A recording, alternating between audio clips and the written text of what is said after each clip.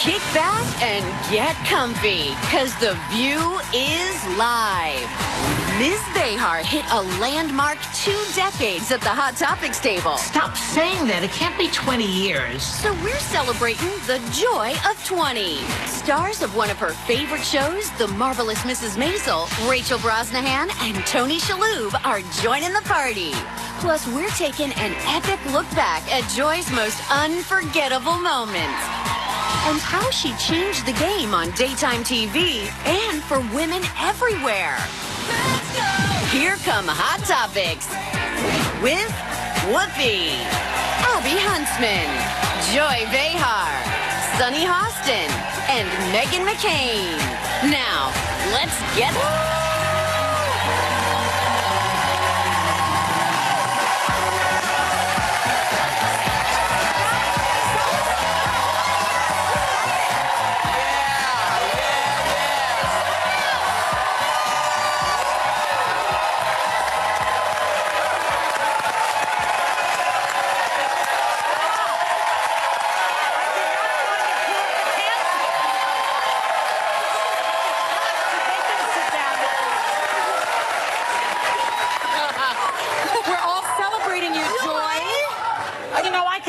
If I had found a cure for a disease or something.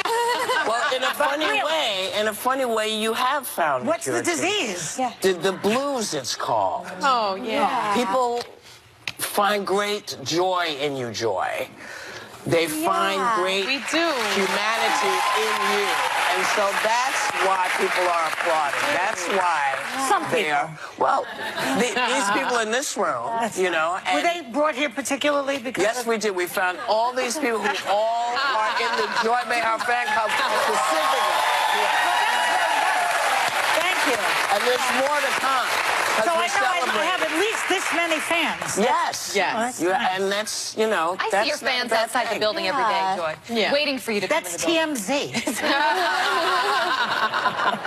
What's your mind? In any case, today we're celebrating 20 years of Joy on The View. We have planned a lot of stuff, but we're going to get to that a little later. But first, we want to knock out some hot topics before we get on top of Joy. Are you sure you don't want to just talk about Joy? No, please. Behar. Behar. I say, I'm just kidding. I know you hate it so much. I'm sorry. I am so perverse on this, but it feels like the day I got fired. I don't know. But it does. Because people came out. Yes. And they found this out, and they wanted you to know what you meant to them. Yeah. But it feels like that. So Yes, if I don't but come you're not in tomorrow, going in. Listen, if you don't come in tomorrow, it's going to be a lot more trouble than you think. But I think you want to talk about Trump. If this was your perfect day, you want to talk Trump. Well, let's start with today's episode of Who's Zooming Who in D.C. Paul Manafort may have been a mole for the White House inside the Mueller investigation this whole time. Is this why you know who said in an interview that a pardon is not off the table? And right before we went on air, you know whose former lawyer, Michael Cohen, pleaded guilty to misleading Congress about contact with Russia. Is Trump freaking out because people and things are closing in? Did Manafort play Mueller like a fiddle? Who has the upper hand here? It is like a soap opera. It is a giant soap opera. It is. I know, he says he's not going to The Apprentice anymore. This is The Apprentice. It is. This is the reality show. We're all trapped in the middle of it. I got to tell you, this news about Michael Cohen, we always knew when Michael Cohen flipped that he probably had some significant information. Yeah. Now he's pled guilty to lying in front of Congress about the Trump Tower plans that the Trump Tower was going to be built in Moscow. So he said, you know, everything ended when Trump became president in January of 2016. Now we know those conversations continued through July 2017. Well, we knew that then. But that means that somebody had to prove Michael Cohen lied to the public, to the Congress, and the president lied to the American people about his financial dealings. I know. But But the thing is, and we've talked about this before. Yeah, but Trump says, this is what I saw him 2 minutes ago. Yeah, Trump just spoke. Going on and on, bloviating on and on because he's so nervous. But he said that there was no deal. There was no Moscow Trump Tower. Yeah. So it never happened. So what's the big deal? What do you say to that? It is a big deal because if it happened, if these negotiations were going on while he was president, it's precisely what the framers of our Constitution wrote in to protect the American people against, because we want to make sure that this president, any president, is not putting his self-interest before the interests of the country. And is there a smoking gun here, do you think? I think so. What would Smoking you think? buildings. There'll be documents, negotiation documents. There could be tapes. That's the funny thing when people lie to federal prosecutors. Don't they know that federal prosecutors usually don't even ask questions they don't know the answer to already? True. Like, they have the Federal Bureau of Investigation working for them. They're the best investigative tool in the world. They're usually asking questions they already have the answer. We always do that. That's why not having Manafort, I don't think, is a huge deal for Mueller. And it also sadly doesn't surprise me that Cohen has lied to Congress and that Manafort's lied lawyers, to Trump's lawyers. These are bad guys. It's not like he surrounded himself with upstanding But that's citizens. not what Trump says. Trump says that they're very brave, that Michael is not brave. Michael Cohen. He called him weak just a moment ago. The others, because the other ones are not flipping. Those are ready to get pardoned. But there's also a chance that the public doesn't even get the results of this report. Right? I think there's this idea that Mueller's going to stand in front of the camera and he's going to, list a bunch of things that they found. But ultimately, Mueller gives it to Whitaker. That's why his role is so important, because Whitaker, the Attorney General, can then decide to just keep it quiet, just give an outline to Congress, but there's so many leaks. or release it. It'll leak. Today is a good day for Donald Trump to resign. I really believe that. 20 years for me. That would be my gift. For 20 years on the my View. gift. If he was Donald, do it for me, Well, it's okay? really closing in, right? I mean, Mueller's investigation is so methodical. I'm sorry, I don't like working in hypotheticals. We don't know what we don't know yet. That's what Abby, I think you just said right there. And that we don't know what happens until Mueller comes out. The thing that makes me the most angry is the idea that Paul Manafort could possibly be pardoned. His relationship with Trump aside, his lobbying firm was nicknamed the Torturers Lobby for spinning foreign dictatorships, including governments in Nigeria, Kenya, Zaire, Equatorial Guinea, Saudi Arabia, Somalia, and the Ukraine. Blood money. He's a traitor to the United States of America, one way or the other. You should not, all this other stuff aside, he helped Vladimir Putin. He's a traitor to the United States of America. If he is pardoned, I don't know what I'm going to do on this show. I think he has to save the pardons for his children, frankly. Because you can't pardon everybody. He's got a lot to give out, though. Kids in the family. But there's rumors right now that's what's going to happen, and I think President Trump himself said it's not off the table. He said it's not off the table. Although, if prosecutors are smart, they'll charge him on the state level, and then there's no presidential pardon for that. So basically, Whoopi, who has the upper hand? Great, Mueller Sonny, has the upper hand. Well, right now, I feel better, Sonny. Thanks. before we go to break, what have we learned that we don't know? What we don't know. We'll be right back with more Hot Topics.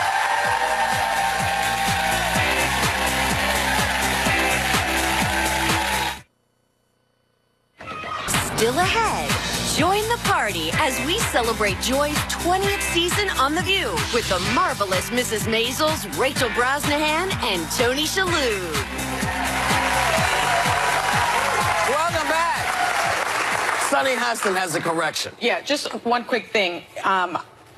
So Cohen says he told the court that he was still engaged in discussions about the Trump Tower project as late as June 2016 when Trump was campaigning. Because remember, Trump said during his campaign he had no business interest in Russia. Cohen went on to say during his plea that those business interests were not severed and in fact continued into Trump's presidency.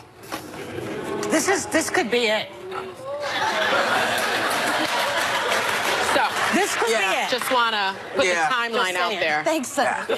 Well, it's either him, I think Michael Cohen, or Stormy Daniels going to get him. Yeah, or a combination of both. Yep. I'm going to let that go. As much as I think that would be a classic joke, it will not work for this story. The holiday classic Rudolph the Red-Nosed Reindeer aired over the weekend. So, of course, it set off an online debate about some of its so-called disturbing themes. People accuse Santa of being a bully. Don't they know the song? Rudolph the red-nosed reindeer had a shiny nose. Yeah. Right? Right. Yep. And if you ever saw him, you would say him glow. Right. All the other reindeer used to laugh and call him names. Yeah. Right.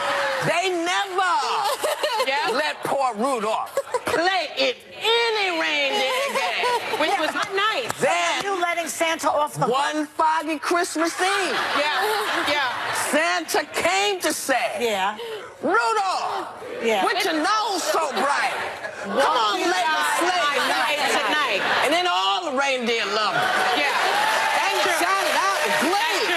Rudolph, the red-nosed reindeer, you gonna go down in history. That's true. Where's the problem? That's true. Well, The hero. He's a kid that nobody believes in. And suddenly, they realize he is special. He is who he is for a reason. Right. And he becomes the hero. Where's the problem? Right. It's Rudolph the red-nosed reindeer. What is the problem? They were saying that they were saying that he was being bullied, and that Santa basically told Donner, his father, you know, you got a bum kid here. There's like something wrong with him. He's not normal. Clearly, he was wrong. He was wrong. Rudolph's the hero. What's the problem? I will say, and that's our favorite. It's our favorite Christmas movie. The part that I didn't like was, remember the dentist elf Hermie? He's great. How about when he took out all the teeth of the Bumble? He was helping the abominable snowman because he had a toothache. This is But my favorite I feel like Christmas he took movie. Didn't somebody take off all What the teeth? is the problem? He had a job. Hermie wasn't living off the grid. He was working. He's a dentist. Yeah. What's the problem? But he took out all his teeth. Didn't he take out all the teeth? No, I'm sorry. Did somebody take out his teeth? You've never seen it. It's fantastic. It's so good. good. I And didn't- also, fabulous. the I didn't know there's a Unrealistic dentist Boys in there. has a really beautiful story has about an boys amazing that aren't accepted. If Hermie is triggering you, I don't know what life is like for you all day long. I don't hear the objection. I don't That's what No one on The View has a problem with this, which is really saying something. Where's the rest of it? There's another. They said until he could offer his friends something, Yeah. they just Abby, bullied him. that's- That's what the critics are saying. Excuse me, Got to come. critics. Then one foggy Christmas Eve, Santa came to say, "Hey, kid, you got the nose. Can you give me some help?" Does Rudolph have an attitude? Does he say, "Oh no, y'all are so mean to me, I'm not gonna help you"? No, he said, "You know what? Kids need to get their presents, Santa. Yeah, but they're I can help you." Whoopi, they're saying that Santa is using Rudolph for his nose. Yeah. That Right? is an Well, interpretation. That's an interpretation. That's the You know what? He may be using him for his nose because Santa knows no one else in the North Pole can help. And he's got to get those toys to the kids. Right. And what's more important to Santa than getting the kids toys? Rudolph's nose. Rudolph's safety, getting it all done safe. Yeah. That's what it is. We'll be back.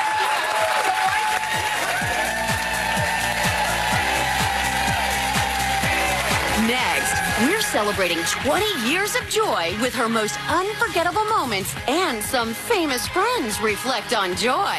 Honest. Authentic. Kick-ass. Empowering. Comedian's comedian. That's 2 words. Sorry. Have you found your skin?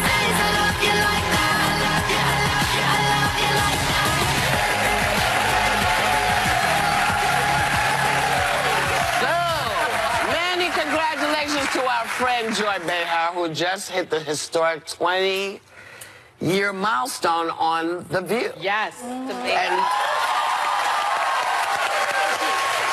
wait, this, God bless and keep you. We asked her.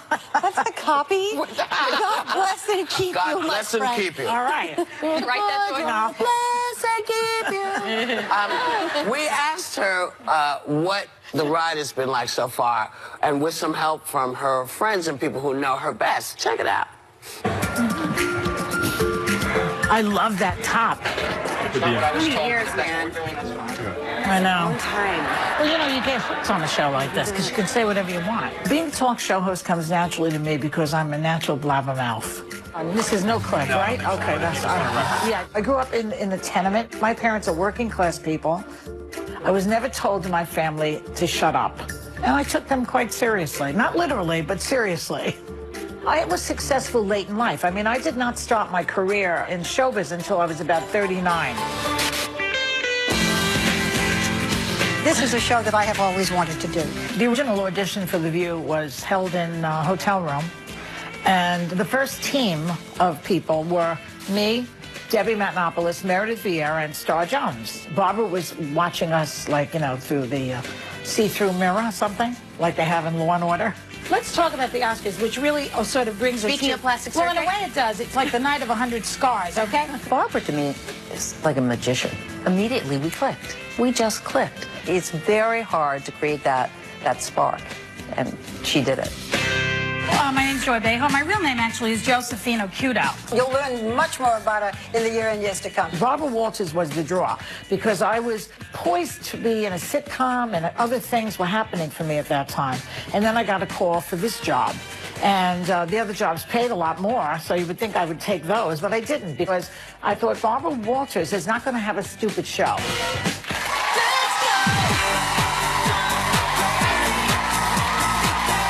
In the early years, they had me jumping through hoops on this show.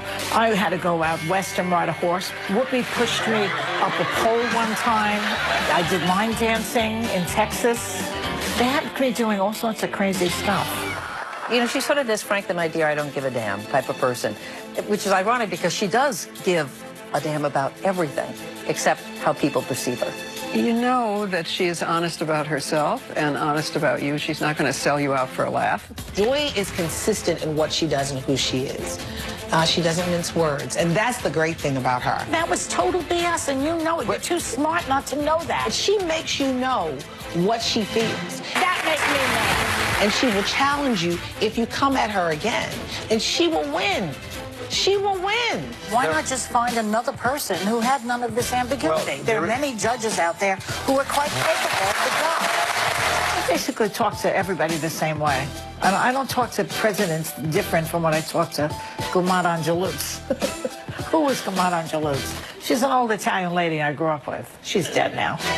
What's the controversial sex book that's on millions of women's bedside tables? He doesn't know it. I don't know that. Good. Okay, next. I'll ask Michelle when I get home. Joy is the person that says what almost everybody else is thinking, but might be afraid to say. Right here, you're being delusional. No, I'm not. I'm not being delusional. I think the media is supposed to not report on the fact that 95% of what he says is a lie. I love to have a politician in the hot seat. I've met you before. You've always been very charming. You scared? Meet the press is easy. You guys are tough. I particularly like it when I disagree with them. She was asking me my opinion. Okay. Well, this is called The View, so we all give our opinions here. People forget that she's a comedian, and she'll get in trouble for stuff, and it's just like, she's a comedian, leave her alone, she's just being funny, we're just comedians. And I don't go to horror movies. After this election, I've had enough nightmares. We see things in a twisted, comedic way, and it's not always politically correct. Just say I am not a crook. Do it. Got the hair for it and everything. Come on. Do it like this. I am not a crook. Come on. I have something for you. My birth certificate. You opened it, then you closed it. Then you opened it, then you closed it. I like sparring with Joy because I know she isn't going to get angry with me. What do you think? I think it's very healthy to have debates with Joy, to have Republicans having debates with Joy, particularly this Republican. I'm a little disappointed with the congressional Republicans. She's kidding. She's a comedian. Or not. No, I totally do. The thing with O'Reilly was very unusual. I have not walked off on shows. I don't do that. But that particular day, he was really, really being a... You agree with it. No, we're Americans. I'm an American. Let me break this to you. And he was just saying things that were completely not true. And he wouldn't really let you argue with him. What are you killed this on 9/11? Oh, my God. And I suddenly felt my body rising from my chair. It was like not a conscious thing. I almost felt like I can't sit here. And I just walked off, and Whoopi, and I said, come on, Whoopi, and she followed me, and we left. Joy's going to tell it like it is, and she's going to tell the truth. And if you don't like it, fine, but you know it's going to be her truth. How about a mime is my ideal lover? A mime. With Joy, you're getting the real person.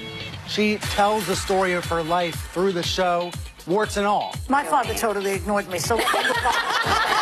And that's why she's had such an incredible career on the program. When I was young and I was a virgin, I wanted to make it special. It wasn't that friggin' special. She's smart. She's easy on the eyes. She carries a bold lip like no one I've ever seen. I can disagree with Megan. It doesn't mean I want to sleep with her. That's the thing. Yeah. She allows us to know that we can be our honest, authentic, funny, smart people. Joy has certainly moved the needle on feminism by being herself, by being on camera, by representing honesty. She has been very much part of the advance. For me, she's been an amazing role model. She's like the Joan of Arc and Spanx, you know? I see her as this woman who's just fierce. She's very funny. She is a comedian first. Joy is the only woman that I kissed where I could have gone back for more. Very soft lips, very come hither. She's just always been supportive. Like, I don't think she's ever called me Toots, but I feel like she's called me Toots. Does that make sense at all? Welcome back. 20 years did not go by that fast. Now, usually when you're enjoying yourself, which I have been, it goes by like that. This one didn't. Why is that? I've met presidents, movie stars, musicians. I've sung songs with Carly Simon. I've met all these people, and that's why it didn't go by that fast. It's incredible, really, and I'm very thankful for that. Have a good weekend. Take a little time to enjoy the view. Bye. It's a wrap. Thank you, Joy. Goodbye.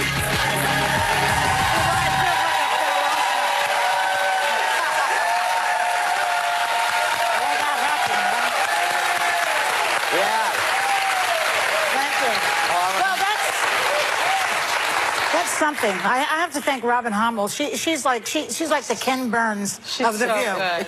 That was like a documentary.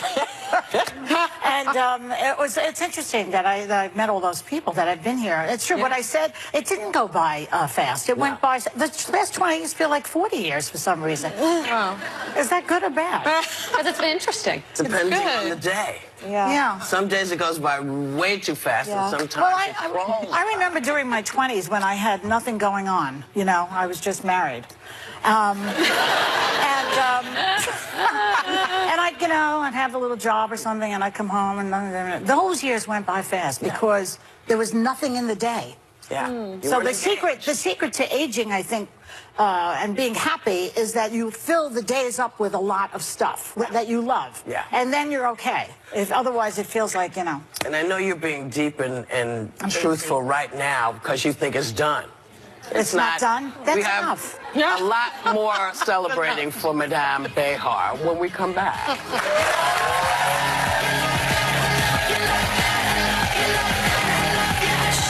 Two of TV's biggest legends and friends of Joy are springing one historic surprise on her right after this. Need more joy in your life? Search The View on Apple Podcasts or your favorite podcast app to hear Joy really spill the tea about 20 years at The View. I said, get up and say, I am not a crook. Do it like this. I am not a crook. Come on. And he laughed. He thought it was funny. I get away with murder.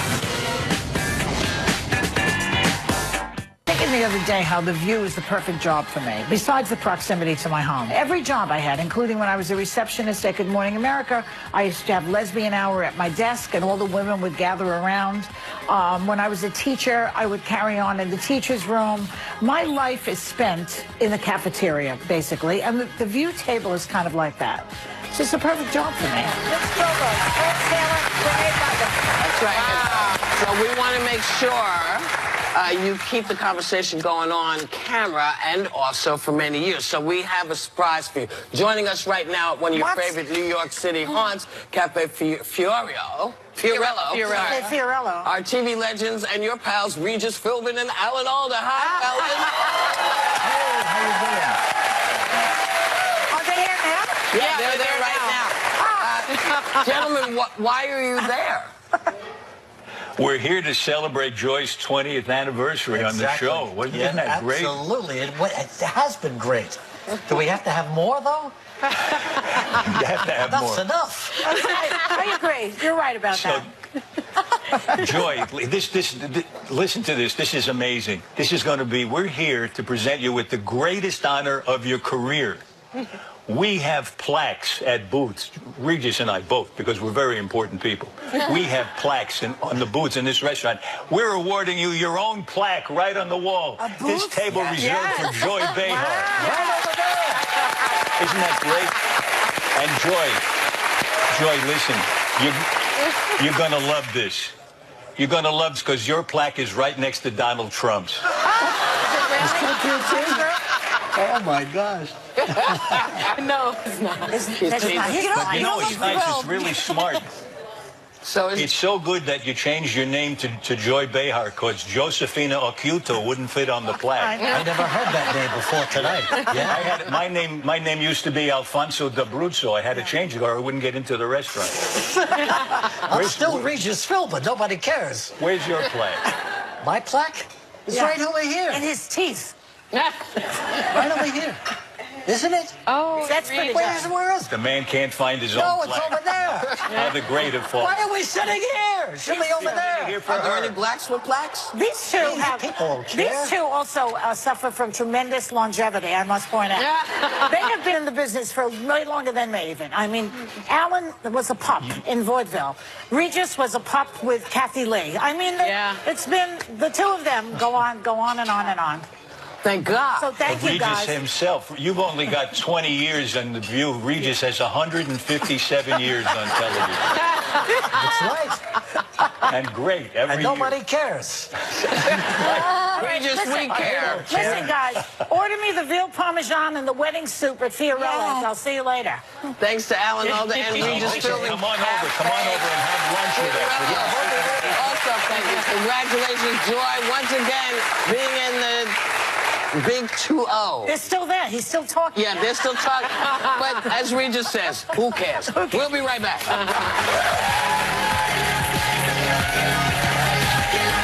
The stars of one of Joy's TV obsessions, the marvelous Mrs. Maisel, Rachel Brosnahan, and Tony Shalhoub, next.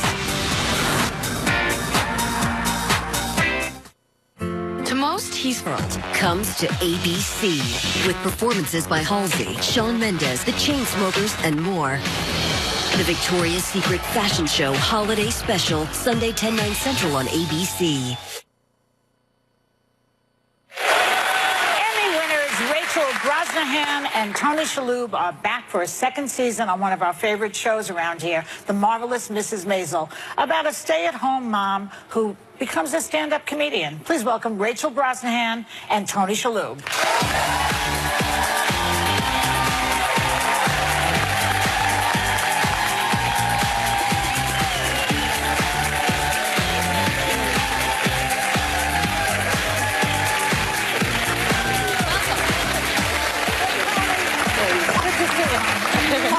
Okay.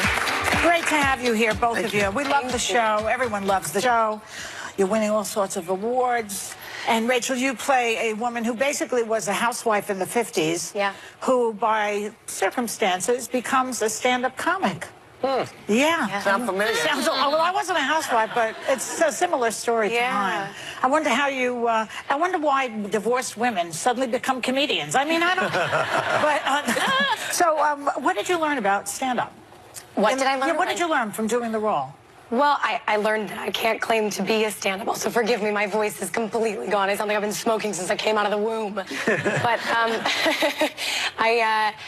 I learned that I could never do what you do, mostly. Well, it's different. Yours is an acting job. Yeah, that's stand-up is different. But, so that's the only thing you learned? Well, I'm learning about interacting with audiences and and how to perform great material. Well, were you in touch with the fear factor of being a stand-up? Absolutely. I am terrified every single second I am up on that stage. It never gets easier. What about you? Are you still scared? Well, yeah, no, I don't even want to do it. I'm so scared. Yeah. I get it. Joy, do you have any advice for her? You're the expert. Yeah, please. Well, she's a comedic actress. Yeah. Well, you know, the stuff is written for you, so you can right. put the responsibility on the writers. Then if you don't get a laugh, I didn't write this. Great. The comedians can't do that. That's true. Yeah, so that's a little different. So it's okay. You're doing a great job. You're fabulous in the role. Tony. Hi. Hello. I have a voice today. You have a voice. I'm between the two of you. I kind of have a voice and then not. But now you play Rachel's dad, Abe, and we were all kids during this period. Not you guys weren't kids, but we were all kids during this period that the show takes place. Do the clothes bring the character for you? They really do. And we have a brilliant costume designer. Well, as is evident by all of Rachel's clothes and hats and accessories. But for me, it's that sort of layered thing. It's it's the shirt and the sweater vest and then the sport coat and the coat and I don't know. I put on this costume. I feel like I'm sort of channeling my father and my uncles and especially the hats and that whole thing. It just really brings me back. Don't you wonder though why no one seemed to? When I was a kid, nobody seemed to sweat. And when I realized all the clothes they were wearing, the women had on the girdles and the stockings and the things and the slips and nobody ever broke a sweat. They didn't drink any water. No, You couldn't pee in all those layers. No, because you couldn't get it down quick enough. Yeah, exactly. You couldn't get those girdles up. But I just find it extraordinary. Well, you don't know about this, but you No, but that's why I love the show. Yes. Because I've learned so much about that time in history. One of my favorite scenes is when you go to bed at night next to your husband and you are full makeup. And the minute he goes to sleep, it's like a routine. You do this every night. You run to the bathroom, you take it off, put the lotion on, the mask, fall asleep, and before he gets up, you set your alarm, put the whole face on again. So he never sees you without the full face on. I actually do that in my marriage. My wife would have left me a long time. Do you know anybody who does that? I've never heard of this. I do. You know, I do. Really? Yeah, I know several That women is crazy. That makes me sad. But the story was, when it was written and then when the pilot aired, about a woman finding her voice and finding her independence was really before this year took off about women equality and the Time's Up and the Me Too and all that. What are you hearing from women, fans of the show, about your character? It's been amazing to hear how many different ways people connect to it. But the biggest thing I'm hearing is that people are feeling empowered, that people are feeling inspired to take risks, to try something new, to find out how they might use their voices. There's been a handful of young women who have said that they tried their hand at stand-up comedy for the first time after watching the show. My sister did. What? That's After watching the show, really? She loves the show. Now she thinks she has a career for herself. We'll see. She's convinced. You're giving them a role model. I mean, when I was a young comedian, I had Joan Rivers, but when I was a kid in the 50s, there was no women were doing it, maybe one. So, who? Well, Phyllis was doing it. In the 50s? In the 50s, yeah. Phyllis was doing it, and Toady Field. Toady Field. Yeah, Moms Mabley. Moms Mabley was doing Moms, it. and then there was a woman named Jean Carroll who used to do it. And she was more in your style. She just was pretty and put together nicely and just would be funny. And I thought, well, maybe you can just do it like that. Everybody else had a gimmick. Originally, when I first read the pilot, I thought that Midge was based on Jean Carroll. Oh, really? No kidding. It's interesting that she's playing a woman who's found her voice and she has no voice. You got to I'm letting everyone else talk for the first time. Congratulations on the Tony. Oh, thank you. Tony. For the musical The Band's Visit. Now, you used part of your acceptance speech, I love this, to celebrate immigrants. You talked about your dad and why it was important for you to talk about these things. Why there, why then? At the Tonys, you mean? Yeah, well, my dad, came over in 1920, through Ellis Island, and I visited, of course, Ellis Island. I think everyone should visit that museum. It's extraordinary and very moving. And I just felt like this is just a little bit of a time jump. You know, how many, nearly 100 years, but in the scheme of things, the blink of an eye. And here they are coming over. Basically, they were all orphans, had lost their parents, and all of this hope and all of this promise, you know, that they carried with them. And then here I was, and it just felt like I could never.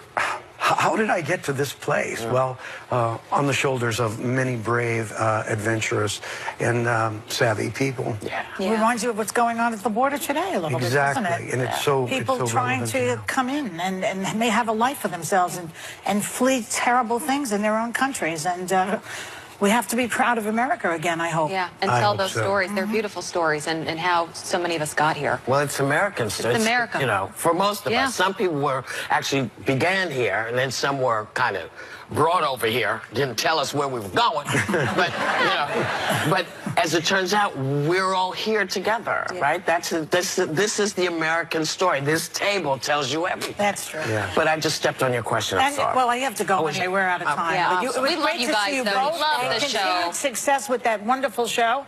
Thanks to Rachel Brosnahan. Okay, and Tony Shalhoub. Season 2 of The Marvelous Mrs. Maisel will be of the kids. Will be streaming on Amazon.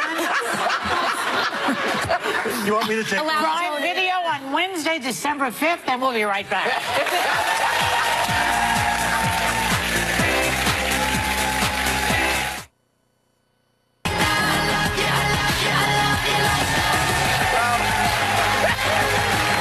So, Joy, much like Jerry Springer, do you have any final thoughts? Well, I'd just like to thank everybody for being so nice, and the audience for coming.